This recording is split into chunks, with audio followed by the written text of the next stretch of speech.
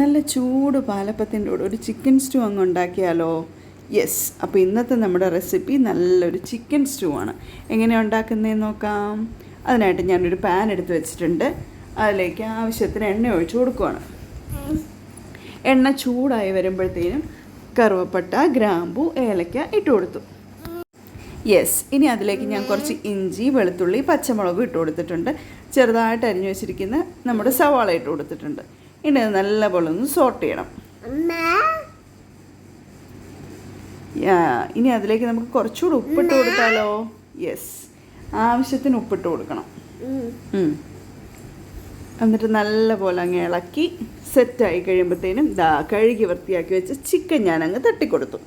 ഇനി ആ സവാളയും ഇഞ്ചിയും പച്ചമുളകും എല്ലാം കൂടെ മിക്സ് ചെയ്ത് ആ ചിക്കൻ അതിൽ കിടന്ന് ഒന്ന് വേവട്ടെ.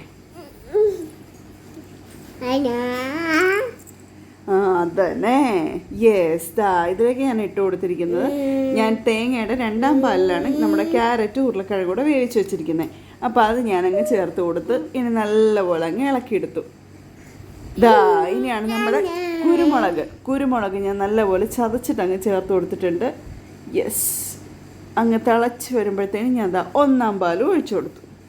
ഇനി കുറച്ച് കാഷ്യൂം കൂടെ വറുത്തിട്ടാലോ? യെസ്, നല്ല വെളിച്ചെണ്ണയിൽ കുറച്ച് കാഷ്യൂം കൂടെ വറുത്തിട്ടപ്പോൾ സെറ്റായി. അങ്ങനെ നമ്മുടെ സ്റ്റൂ ഇവിടെ റെഡി ആയിട്ടുണ്ട്. എല്ലാവരും പോയി ഒന്ന് ട്രൈ ചെയ്ത് നോക്കാം. നല്ല അടിപൊളി റെസിപ്പിയാണ്. ഇനി ഞങ്ങളൊന്ന് കഴിക്കട്ടെ. ബൈ ബൈ, നെക്സ്റ്റ് വീഡിയോയിൽ കാണാം.